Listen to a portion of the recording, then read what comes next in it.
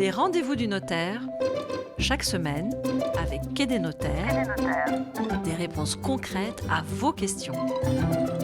Les rendez-vous du notaire, bienvenue, c'est le numéro 15 et nous sommes, comme toujours, avec Patrick McNamara, fondateur de quai-des-notaires.com, le site des notaires en ligne. Bonjour Patrick. Bonjour Fred. Aujourd'hui, nous devons répondre à la question d'Henriette dans le Pas-de-Calais. Alors, je lis sa question. Bonjour, j'ai rédigé mon testament, mais je voudrais l'enregistrer. Dois-je obligatoirement passer par le notaire? Est-ce que je peux prévoir des arrangements pour mes funérailles et pour des objets qui ont peu de valeur? Est-ce que je peux transmettre mon compte Facebook? Alors oui, Henriette, si vous avez rédigé un testament et que vous souhaitez enregistrer votre testament, il vous faudra le déposer chez un notaire. Et c'est d'ailleurs vivement conseillé. Pour deux raisons. Avant tout, parce que le dépôt du testament chez votre notaire vous permet d'éviter la perte de votre testament ou de vos dispositions. Ah oui, c'est important. Oui, effectivement, malheureusement, il peut arriver que des écrits contenant des dernières volontés soient tout simplement perdus et ne s'appliquent pas. Donc, le déposer chez un notaire, c'est déjà la garantie qu'elles ne seront pas perdues.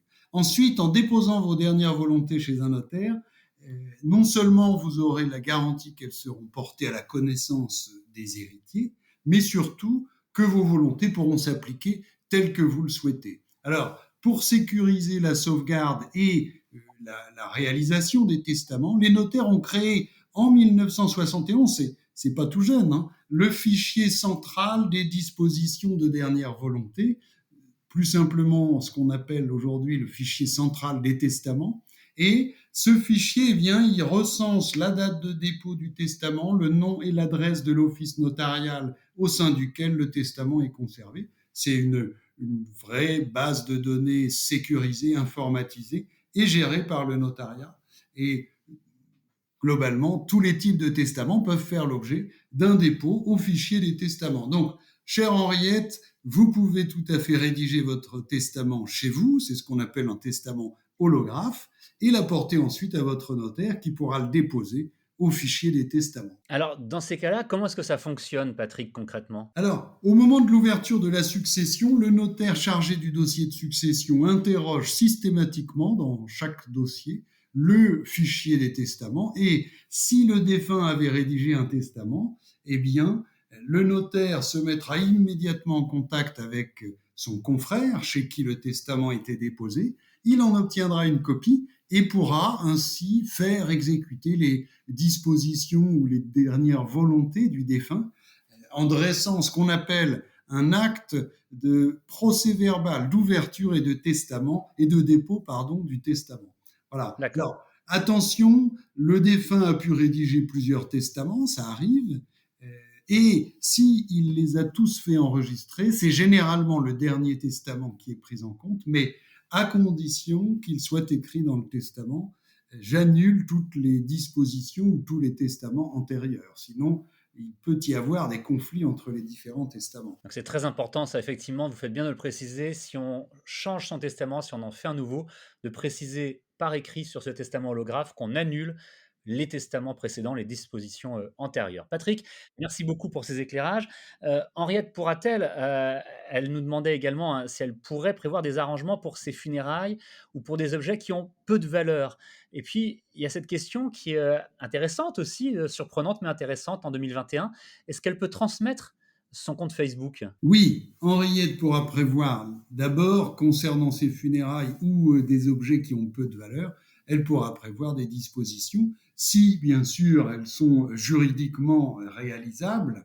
Quelquefois, vous savez, les notaires voient des dispositions surprenantes, mais si elles sont juridiquement réalisables, elle pourra les prévoir, même si ça ne concerne pas des biens de grande valeur. En ce qui concerne le compte Facebook, il est également tout à fait possible de prévoir sa transmission par son testament, mais ici, nous touchons une question qui est nouvelle et qui est très sensible, qui relève de l'identité numérique et du patrimoine numérique. Alors, le patrimoine numérique est également transmissible, bien qu'il soit numérique, c'est-à-dire on ne peut pas le toucher, il est incorporel, mais ça, Fred, c'est un sujet à part entière et il faudrait un nouveau podcast complet pour faire le tour du sujet de la transmission du patrimoine numérique. Effectivement, mais il faudra le faire un jour parce que c'est vrai qu'il y a aussi des dispositions à prendre directement dans les réglages des réseaux sociaux comme Facebook. Merci en tout cas, Patrick. Un conseil peut-être pour finir?